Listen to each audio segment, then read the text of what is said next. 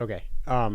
It's not 8:20 yet, but I do want to kind of talk over everything that this test is about, which we should know. But I just want to make sure that it's obvious. Um,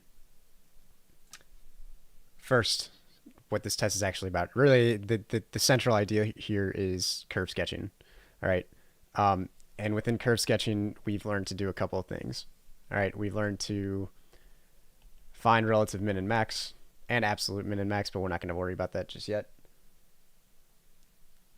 So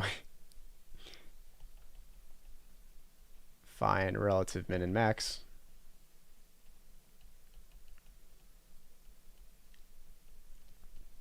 Um, and this happens when our first derivative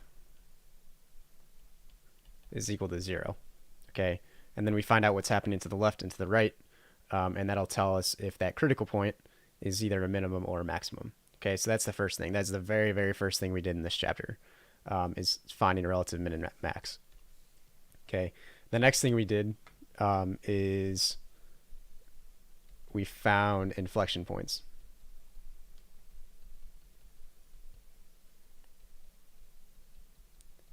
Okay, and just like the derivative, this happens when our second derivative is equal to 0.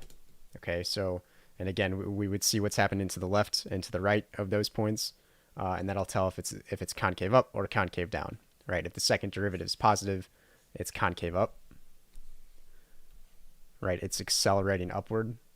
If it's decreasing, it's concave down, right? It's decelerating. Okay, so if you want to think about it like in terms of speed of a car, that's what's really happening. Okay, so if you're getting faster and faster and faster, you're gonna have something that looks like this. That's because your speed is increasing, your second derivative is increasing. If you're getting slower and slower, your speed is decreasing, so your first derivative is decreasing, so your second derivative um, is negative. Okay, so that's what those look like. I'm going to erase those because they don't look that good. But this gets the general idea. All right, and before all of that, um, really like all of Algebra 1 and Algebra 2 focus around just like finding zeros.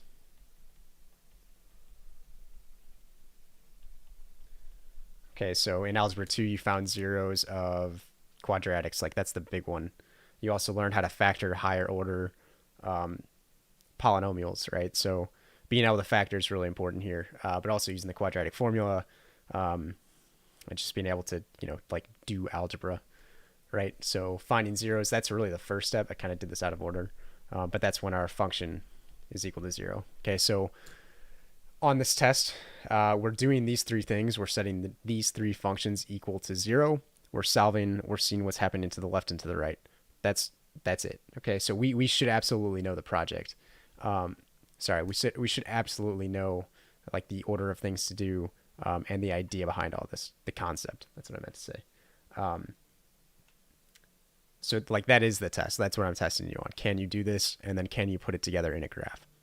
Okay. So that's the big idea. Besides curve sketching, there's an optimization problem, which we'll go over kind of what I'm expecting once we get to that problem. And then there are two problems that involve just taking the derivative. Okay, so ideally, I think if we had maybe a little bit more focus time on this curve sketching test, these questions might be a little bit harder, which would involve some of that, you know, harder derivative type stuff. Um, but for the sake of kind of time and effort, I guess, we're going to keep it to stuff that looks like this. And before we actually start this, this new kind of generated test can be found in on campus. Okay, so it's in that chapter 3 topic, I believe, and it's just called practice test re, I think, or stream or something like that. Um, and it's that blank. So if you need to look at this, if you like want to print it out at home or whatever, whatever, go ahead and do that and just have it out in front of you. If not, you can always just look at this, watch me do it, try and do it again on your own. That's also another helpful kind of thing. Okay. So I want to go over this test kind of step by step. And as you have questions, just, post it in the chat or email me. I might be a little bit slower look at my email, but I will try. Okay. Okay. So, number one. All right. Directions for number 1 and 2, really. For each problem, find the X-intercepts. Right. So this is where our actual function is equal to 0. X coordinates at critical points. So this is where f prime of x is equal to 0 and f double prime of x is equal to 0. The open intervals where the function is increasing or decreasing, that goes along with that red part. And then x coordinates of inflection points, and then where it's concave up and concave down, that goes with the green part. Okay, so all of that kind of direction stuff, that's what we've been doing. So I'm kind of probably don't even need to read it, but it's telling you what to do. All right. So the first thing we do is we just set our function equal to 0. Okay. So when we do that, I'm going to get rid of this fraction just by multiplying everything by 2. So when we do that, we get x to the 4th minus 4x squared plus 4 is equal to 0. Okay, and we have to solve that. Like that's our first objective. We have to see when our graph hits the x-axis. And right, this is where really this problem gets hard. The idea behind it, all this is easy. The execution is hard, right? So x to the 4th minus 4x squared plus 4. We can factor that into x minus 2 times x minus 2. Sorry, x squared minus 2 times x squared minus 2. Right, so x squared times x squared, that's x to the 4th. X squared minus 2, x squared times negative 2, that's negative 2x squared. Negative 2 times x squared, that's negative 2x squared. So that combined is negative 4x squared. And then negative 2 times negative 2, that's positive 4. I don't know that you can see my mouse, but I'll try and do my best to kind of make that obvious. Okay, so when we have a product of two things, 0, one of those two things has to equal 0. Right, so in this case, it's just 1. So x squared minus 2 is equal to 0. And you could use the quadratic formula for that. There's no point because it's this is a negative, so it's easy to solve. Right, so x squared is equal to 2. So x is equal to plus or minus rad 2. All right, so those are zeros. That's where our graph hits the x-axis. And rad 2 is like 1.5. Right, so we're plus or minus 1.5. So our points, our two x-intercepts, will go right about here and right about here.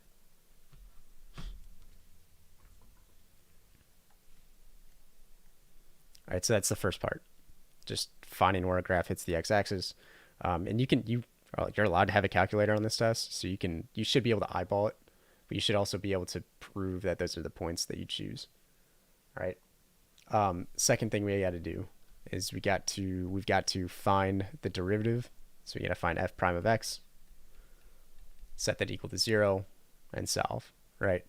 So the derivative of our function is 4x to the 3rd over 2 minus 4x and then plus 0, and that's going to be equal to 0.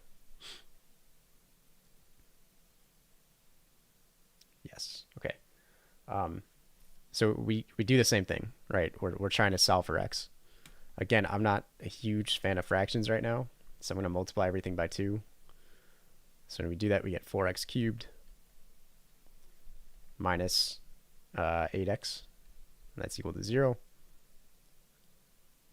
And then I want to basically factor this, okay? So the greatest common factor that we can pull out is 4x. And when we do that, we're left with x squared minus 2. Right? So now we have a product of two things that's equal to 0. So one of those two factors has to be equal to 0. So either 4x is equal to 0 or x squared minus 2 is equal to 0. So x equals 0. And if you look above, we've already solved that equation, right? So x is equal to plus or minus rad 2. Okay, so what I'm going to do is I'm going to mark those three things, right? X is equal to 0. That's where that happens. Okay. And then x is equal to plus or minus rad 2, which, like I said earlier, is about 1.5.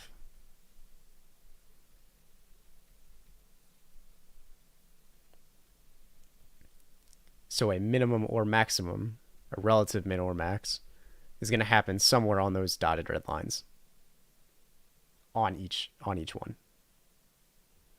All right. And then we got to see what's happening to the left and to the right of each of those. So we make our chart.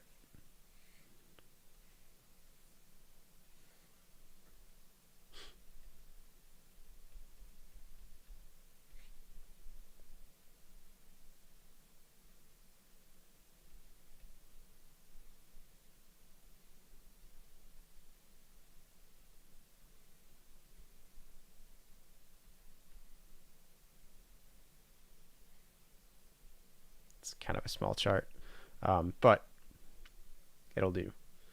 All right. So those are the numbers we found. Wait, so do you always take the derivative of the equation that you factored before? It doesn't really matter. So I took the derivative of like our original function up here, which is fine. You can also you could take the derivative of this, but when you do that, you're gonna have to use the product rule and really the chain rule. So like you can, but it's probably easier to either take the original or the multiplied 2 version. I did the original. I wouldn't recommend doing this factored version, just because it's going to make your life a little bit harder. Sometimes it's helpful, but I'll just keep it simple. Okay, so we know these 3 zeros, right? These are all critical points. And we got to find out what type of critical points they are. Okay, so we need numbers to the left of negative rad 2, a number between negative rad 2 and 0, a negative between 0 and positive rad 2, and then a number to the right of rad 2. Okay, so I just picked them in advance just to save a little bit of time. So then we take f prime of those numbers.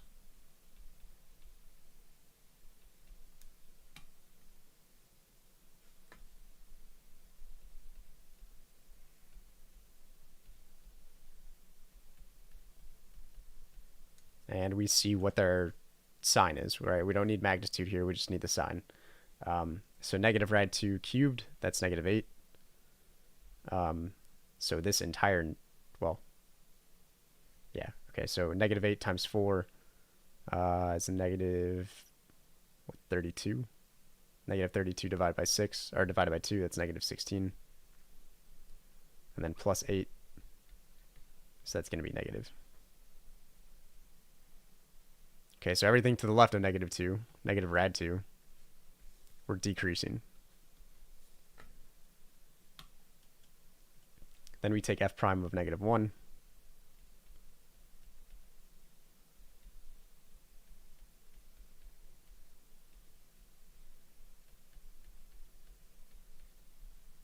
Negative 1 cubed is negative.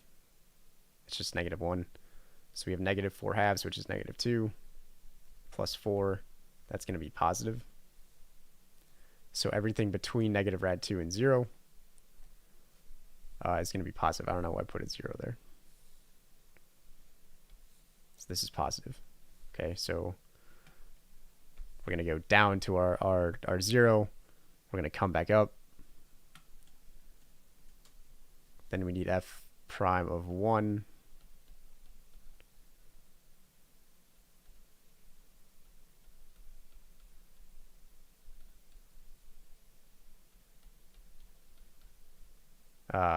4 halves, that's 2. 2 minus 4 is negative.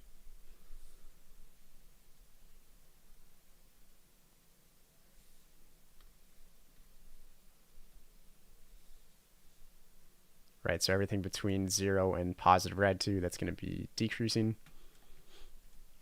Right, so we go down. And then we need something to the right, so f prime of 2.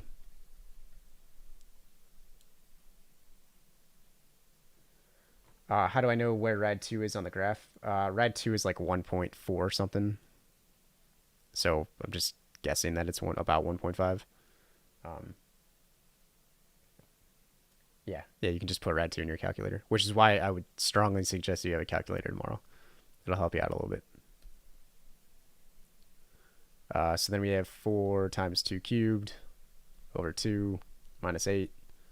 8 times 4, 32. 32 over 2, that's 16. 16 minus 8, that's going to be positive. Okay, you can check that if you want, but it's going to be positive. All right, so we're going to go back down to our 0, and then we're going to go back up. Okay, so we have a general idea here of what our graph is going to look like. We know that both of our zeros, those are going to be minimums, right? Because this is going to be a minimum.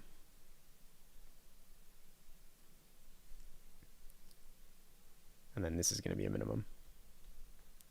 And this middle one is going to be a maximum. Okay, so we're going to decrease to our 0. We're going to go back up, which makes this a minimum. We're going to go up to some point, and then somewhere along this dotted red line, let's say like right here or so, that's going to be a maximum. We're going to go back down to another minimum, and then we're going to go back up. Okay, so I'm going to clear out some of these.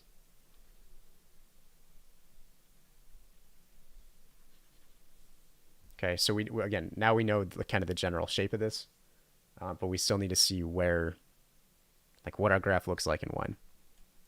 Okay, so to get the last piece, we take our second derivative, which I think I'm going to do to the right. No, I'll do it on here. No, I'll do it on the right.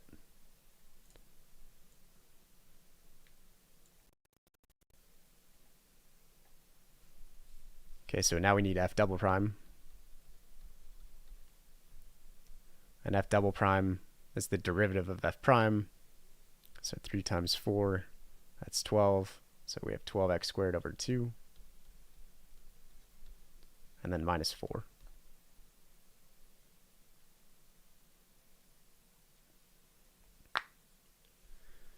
All right, so that's easy. Then we set this equal to 0. So we have 6x squared minus 4 is equal to 0. 6x squared is equal to 4. X squared is 2/3.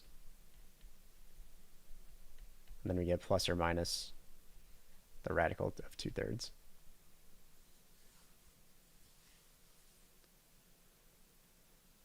Okay, so rad 2 over 3.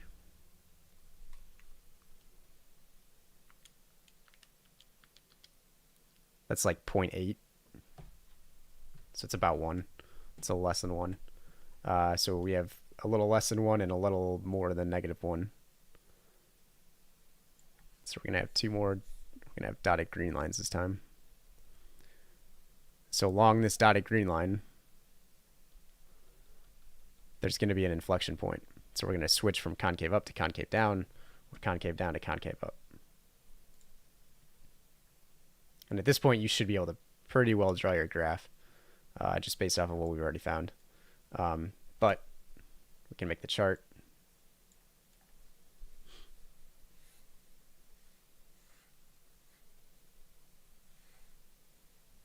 Why did you put that point on the y-axis? Because of the maximum? Does it matter how high you put it? No, it doesn't matter how high you put it. Because there's not a whole lot of space between the min, the max, and the other min, I like to put it kind of low. You could find that number actually really easily just by plugging in 0 into like the original equation. And if you do that, we just get 2. So really it should be a little bit higher, but that's okay. So we can put it at 2. You don't need to do that. You don't need to find it exactly. You just need to know that it's on this dotted line.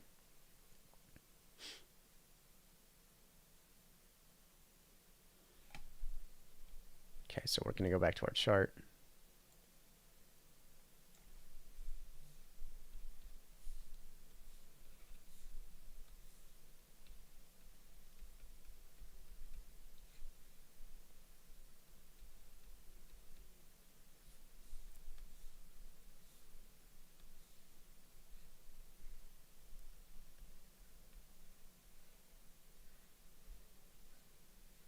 And we do the same thing we did in red.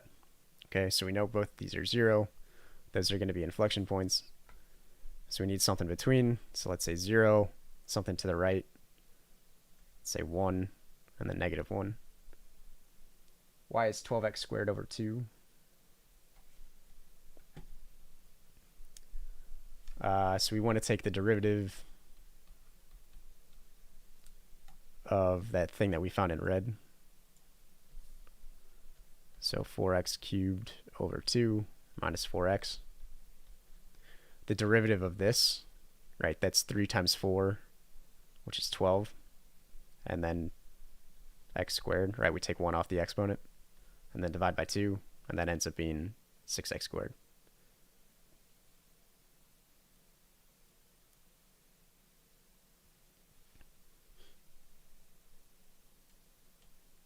Yeah, okay. So then we just kind of plug in these numbers into our second derivative. So 6x squared minus 4. Just going to write that down here.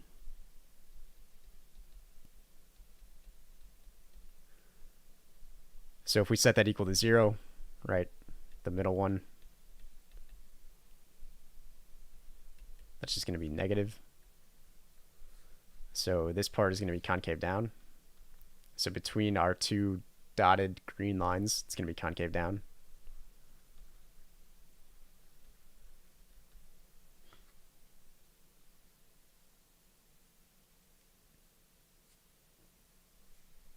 And then we do the same thing for f double prime of -1.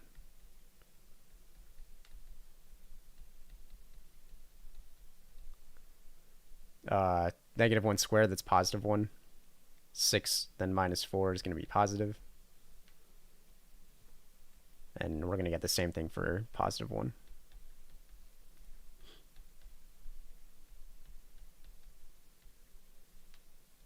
Okay, so we get concave up,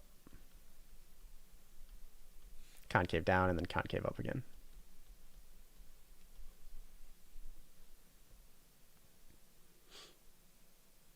So again, we're just setting things equal to 0 and then solving, which sounds really easy.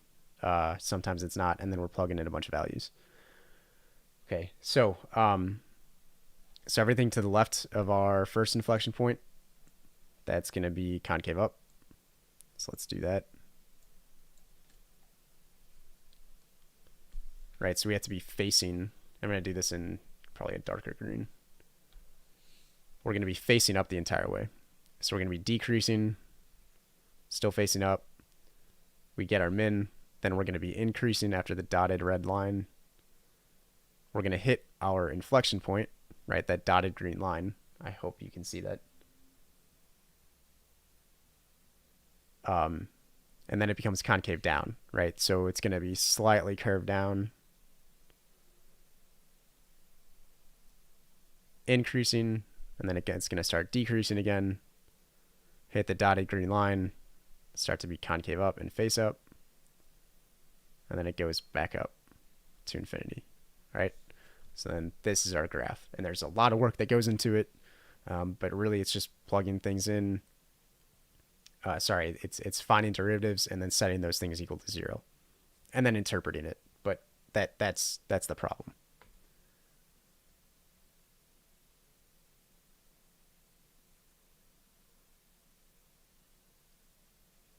Okay, so I don't think I can zoom out. I could on a tablet, but I'm not on a tablet right now. But I'll kind of pause there for a second, make sure there's no questions. And if you do, let me know. I can try and respond to it. If you do ask a question, be kind of specific about it. Like if you're talking about the second derivative, say the thing in green. If you're talking about the first derivative, say the thing in red. The original function, say the thing in blue. Right? Those things help me.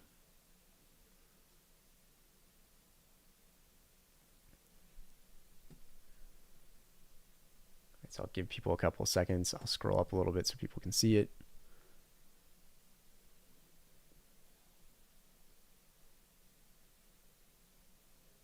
Just gradually scroll down. All right, so the blue is setting our original function equal to 0 and solving. The red is getting the first derivative, setting that equal to 0 and solving. Thing in blue, I joined late. Yeah, so the thing in blue, this up here, that's setting our original function equal to 0. Right, so what I did was I multiplied everything by 2, which I can do because the right-hand side is 0, so nothing changes. To get x to the fourth minus 4x squared plus 4. It may not look like it, but that is factorable. Okay, at least not at first glance, it doesn't look like it. But it's factorable into x squared minus 2 times x squared minus 2.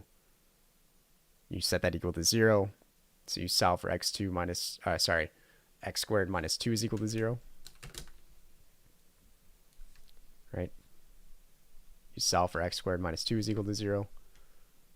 To get plus or minus rad 2, which gives us those zeros right there.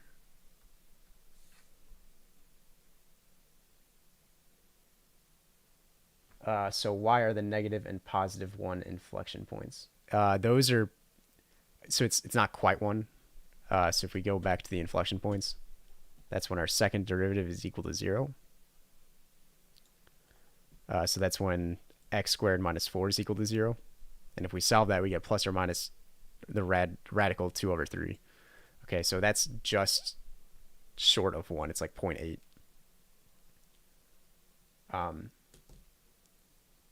So that tells us that those two things are inflection points. We just need to see if it's where it's concave up or concave down. So we see what's happening to the left. It's negative. Right, so to the left of negative rad 2 over 3. Sorry, it's positive. So that's concave up. In between, it's negative, so that's concave down. And then to the right, it's positive, which is concave up.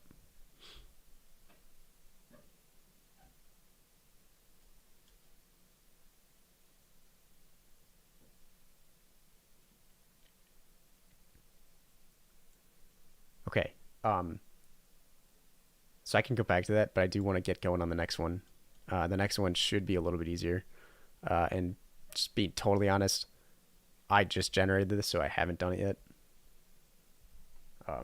So bear with me. All right. So the same process, right? We set our original function equal to 0. We find the first derivative, set that equal to 0. Find the second derivative, set that equal to 0. And then gather a little bit of information. Okay, so the first thing we do is we just take that x squared over 2 minus 3x plus 11 over 2.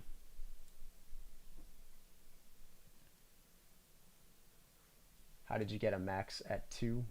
The dot in red. So I got that. We found that the maximum happens at 0, right? Because it goes from increasing to decreasing. And you don't need to know that it's at 2. You do need to know that it's going to increase and then decrease. So it's going to be a relative maximum. What I did in order to find exactly where that red point is I plugged in 0. Oh, didn't want to do that. I plugged in this 0 into our original, and you just get positive 2. You don't need to do that. I just need to know that you know that this point is a maximum, so it goes from increasing to decreasing. Okay, so back to this.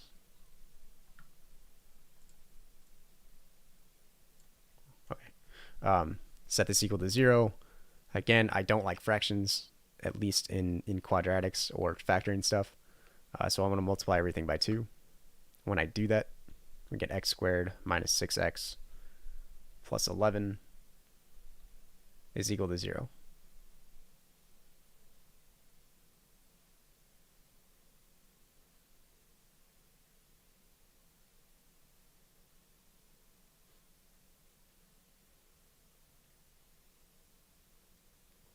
Okay. And again, you could try and factor this. It's not going to work really well. And I think I meant to make this a little bit easier. So this one will be harder, one will be easier. But in this case, if you were to come across this, in order to solve for this, you would have to use the quadratic formula. So x would be negative b, so 6 plus or minus the square root, b squared minus 4 times a times c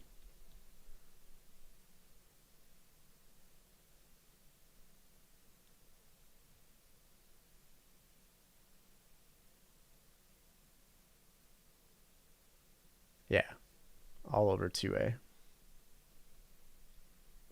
Okay, I know what's happening here. So if you notice,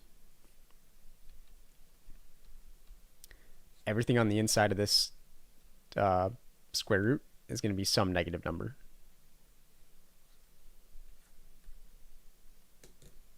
Okay, and if you remember back in Algebra 2, and this, I won't give you something like this. I probably won't give you something where you're not going to get a 0. But when you have a negative under the square root, especially when you're talking about the quadratic formula, what that means is that our graph never actually crosses the x-axis.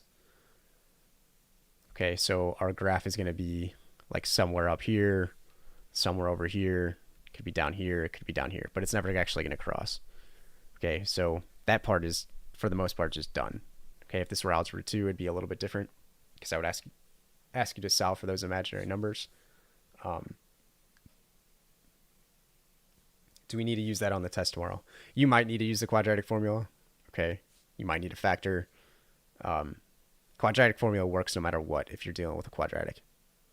Factoring is not always straightforward. Okay, for this though, knowing that, you know, negative under a square root, we haven't talked about that a whole lot, so I don't think it's really fair ground.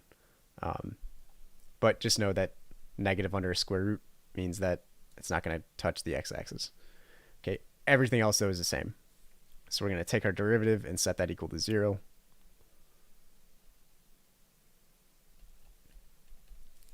So we get 2x over 2, which is just x, and then minus 3. Set that equal to 0, so x is equal to 3 is going to be our min or our max. So I'm going to put a dotted red line just so I know where it's at.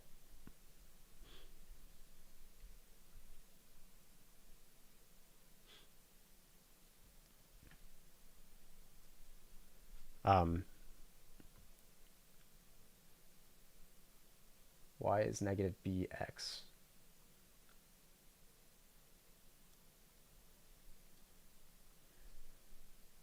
Well, negative b is negative negative 3.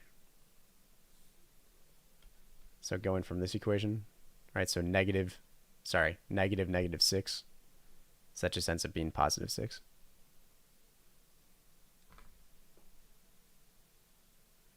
Right, and this entire thing, right, this entire thing is the quadratic formula.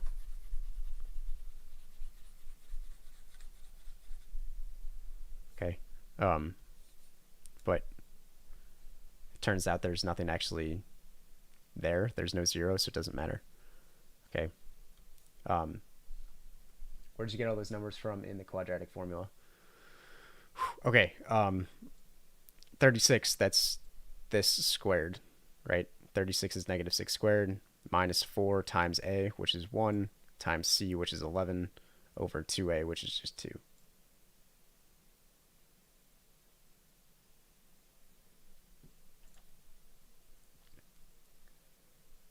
And then, so I'm hoping that that's obvious. That's the quadratic formula, right? A is 1, b is negative 6, c is 11, right? plug those into the quadratic formula, you get a negative under square root, so there's no zeros, right? So back to the first derivative. Ooh, didn't want that.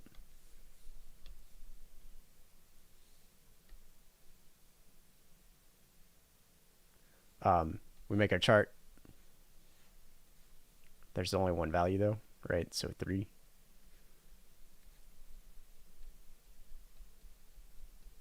So we need to figure out what's happening to the left and to the right. So let's plug in 0. So f prime of 0, that's just negative 3, which is negative.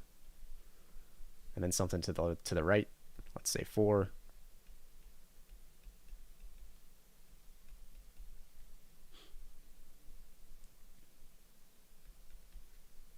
Oh, sorry, that's positive. So it goes from decreasing to increasing, right? So somewhere along this dotted red line, we're going down, then we're coming back up. Okay, and we could plug in 3, right? If we plug in 3 into our original, I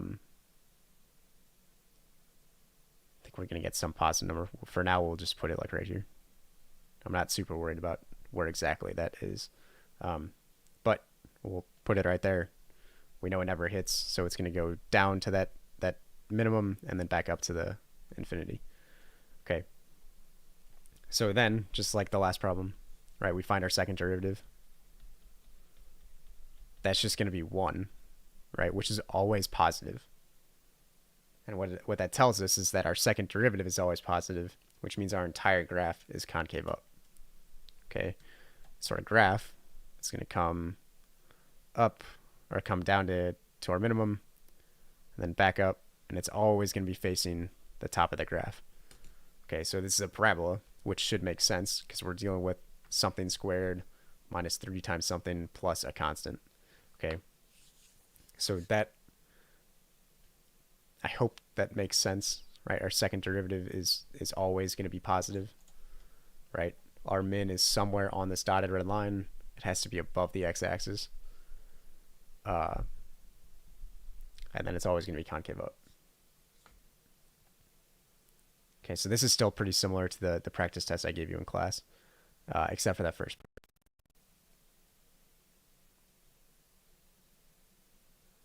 Have I ever thought about doing the same thing on teams? I have. There's reasons I don't, because that'd be like teaching a class at night, and I don't really want to do that. I also think this makes you be a little bit more specific about what you're talking about.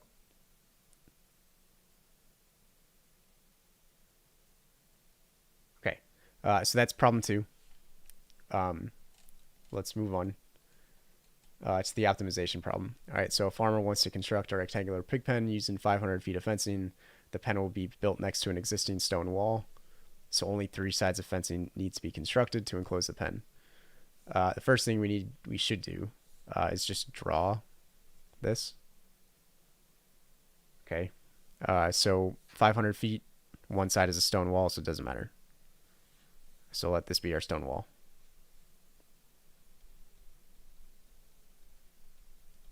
All right, and we need to build a rectangular pen out of that. Right, so this is face down. And that perimeter, let's call this Y, let's call this Y, let's call this X. That perimeter, and actually I guess I'll step back a second. So we have 500 feet of fencing, right? So no matter what, that's going to be our perimeter that we get. Right, so P is equal to 500. And we are trying to maximize area.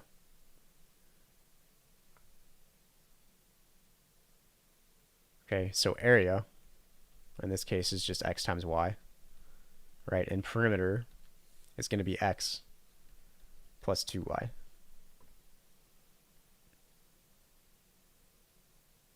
Right, remember that this stone wall doesn't count because it's an automatic wall, it's a free wall.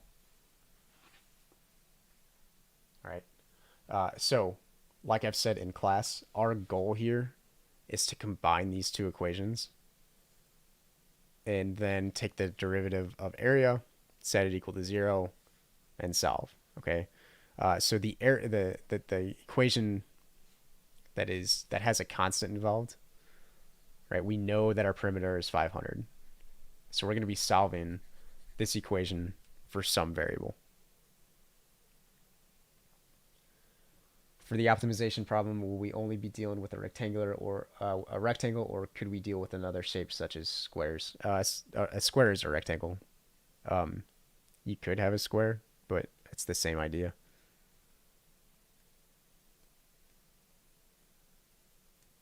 Because we didn't have a whole lot of time to go over this, I'm trying to keep it simple, right? The concept is what I want you to get here, right?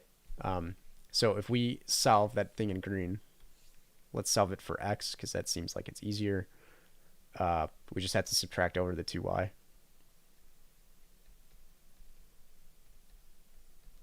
So x is equal to 500 minus 2y.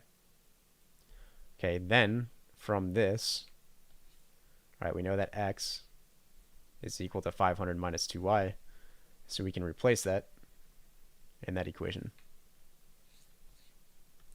So a is actually equal to 500 minus 2y times y. So this is 500y minus 2y squared.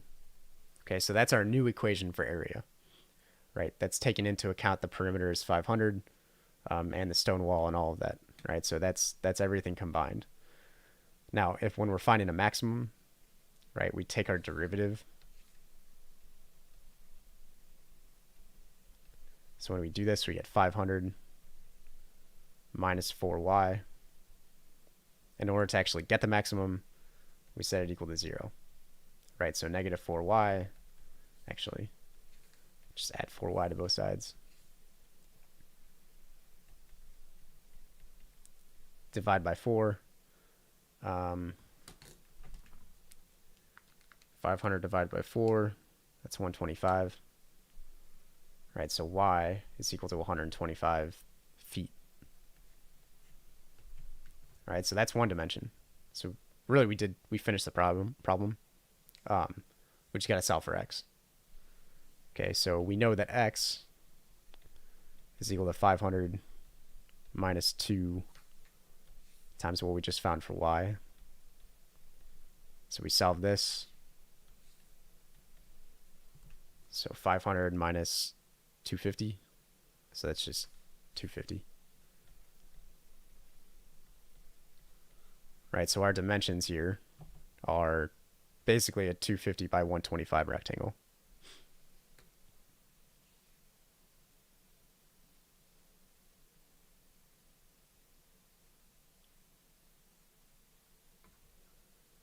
Right, so good idea to get a picture, get two equations, combine them in some way, take a derivative, set it equal to 0, and solve. That's the idea behind this. Okay, and again, this should be a little bit simpler, right? It's going to be dealing with a rectangle. So yeah, that's the optimization problem. Will it involve fencing? I don't know. I feel like most of the questions you've had involve fencing, but good examples. All right, so that's the optimization problem. And then the last two questions, actually the last three, I don't know why I put a third one on this, but there will only be two. On the PDF that I put in on campus, there's a third one. Don't worry about the third one. Where did you get the squared on the 2 from? This. So that is, right, we have to distribute this y. So y times negative 2y is negative 2y squared.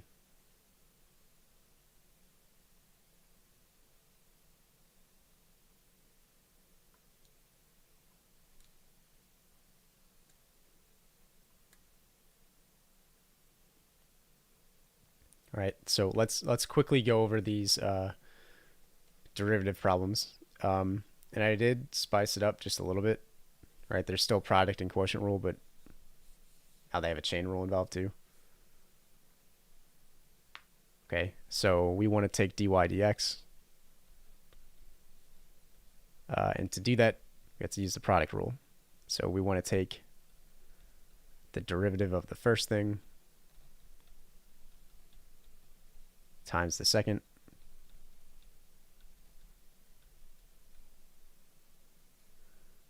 plus the first times the derivative of the second.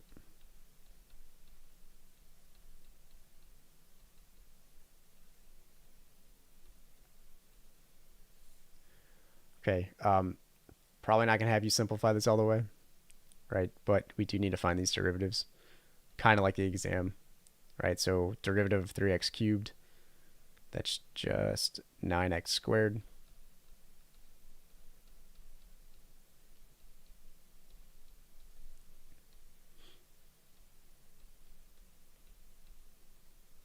Plus 3x cubed plus 1 times the derivative of all that.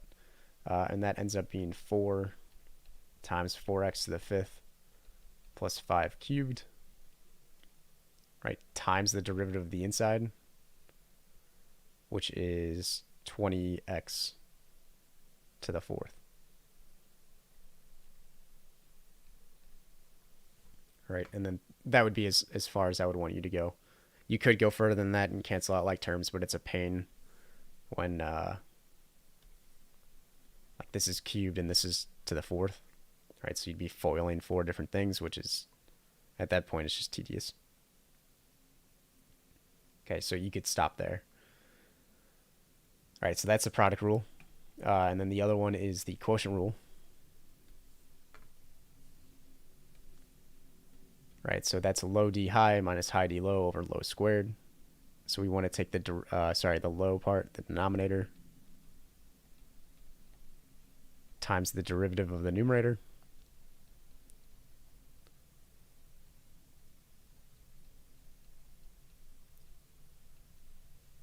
minus the numerator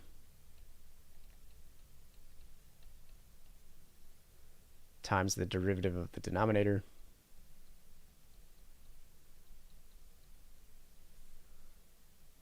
all over the denominator squared.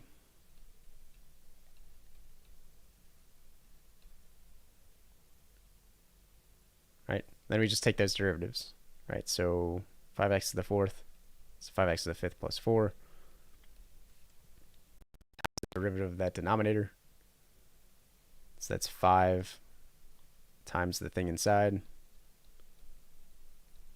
to the fourth times the derivative of the inside, which is 20x cubed minus 5x to the fourth plus 1 to the fifth times the derivative of 5x to the fifth, which is 25x to the fourth.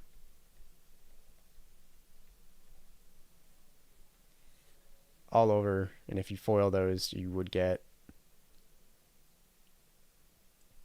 25x to the 10th plus 40x to the 5th plus 16. Okay, so that's as far as I would want you to get. Yes, I would like you to FOIL this bottom part if it comes down to it. Okay, but then this can be your answer. Yes, you could go further. I don't recommend it because there's a bunch of things to the fourth, right? That's the fifth, and doing that FOIL 5 different times is stupid. So you can stop there. All right. So those are all the questions. I want to give people a second to maybe digest this stuff. So if you do have any other questions, please put them in the chat, and then I will help you out.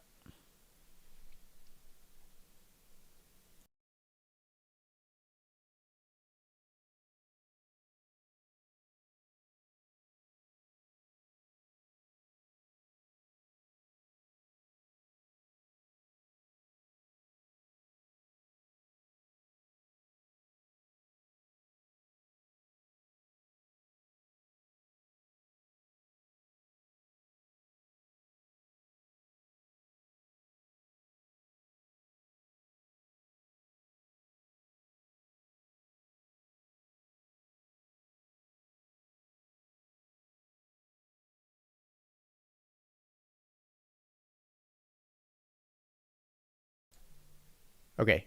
So since I don't see questions just yet, well, there's one. For optimization, what is the equation for volume? Uh, volume of any rectangle or square's length times width times height. I don't think I'll give you one on volume, but that's also good to know. Like you should know how to find the volume of a rectangle, right? So it's just length times width times height. It's area times some width or height.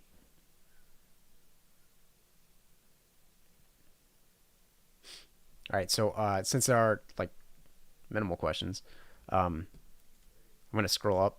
I want to go to these top two and just make sure people understand what's happening. So I'm gonna maybe try and zoom out.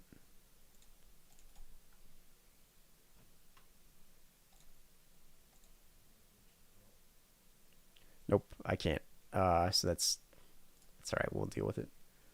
Does it matter if you use low D high minus high D low versus using high D low minus low D high? Low D high has to come first. Low D high minus high D low is different than high D low minus low D high. Low D high comes first.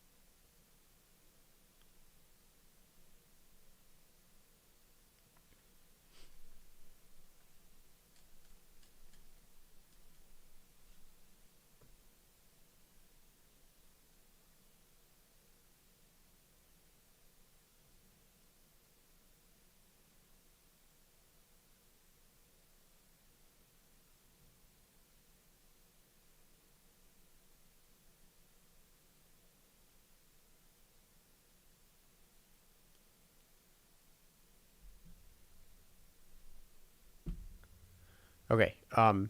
So it doesn't seem like people have questions.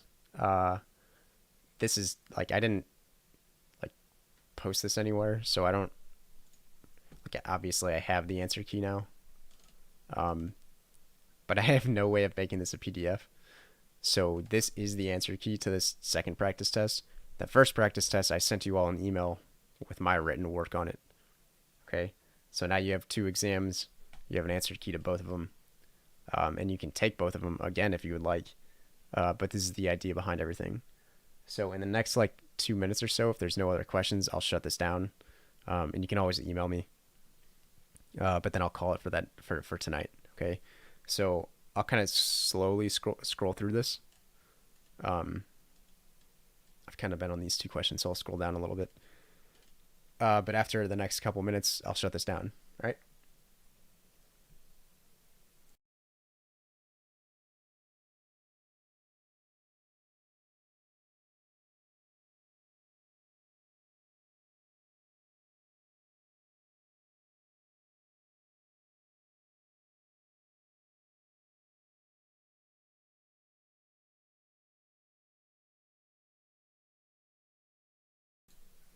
Is there a link to this exam as a blank PDF? Yes. If you go to chapter 3 materials and like that topic section, just making sure I know exactly where it is. Yeah, if you go to our class, topics, chapter 3, it's that practice test and then it has stream right after it. This is the one I'm using. So if you want a blank PDF, that's there.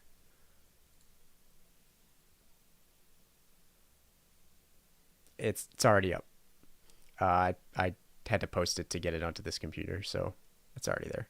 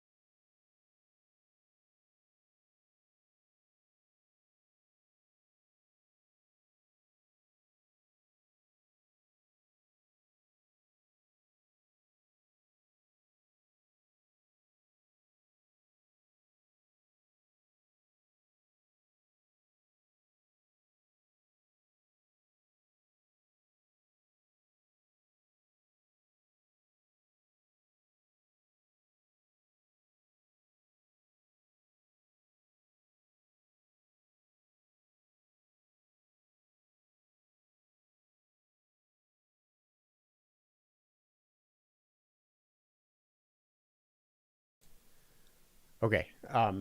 Again, it doesn't seem like many people have questions, so I'm going to end this here.